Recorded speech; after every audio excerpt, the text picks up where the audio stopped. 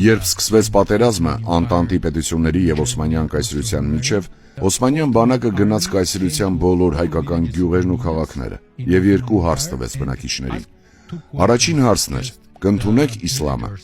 Օսմանյան կայսրության հայ բնակչության մոտ 98%-ը մերժեց, ասելով ոչ։ Երկրորդ հարցն էր. եթե չընդունեք իսլամը, ապա կուղարկվեք Դեր Զորի անապատ։ Դա մոտ 600-800 կիլոմետր հեռու էր հայկական լեռնաշխարհից։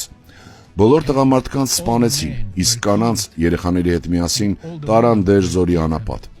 Մենք կորցրինք մեր ժողովրդի մոտ 70%-ը։ Շուրջ 1.5 միլիոն մարդ, քանի որ նրանք հրաժարվեցին կրոնափոխ լինել։ Մենք ուզում ենք, որ բոլորը ճանաչեն այս պատմությունը, ոչ միայն մռայլ կողմը։ Այն ունի նաև լույսով լեցուն խորհուրդ։ Քրիստոնյաները 20-րդ դարում հետևեցին Քրիստոսի ճանապարհին եւ զոհվեցին։ Մենք հուսով ենք, որ այդ ամբողջ զոհաբերությունն այսօր ապրող քրիստոնյաներին կտանի դեպի ավելի խորը հավատք, դեպի այն մեծ եւ մարդասիրական կրոնը, որին մենք հետևում ենք եւ որով պետք է ապրենք։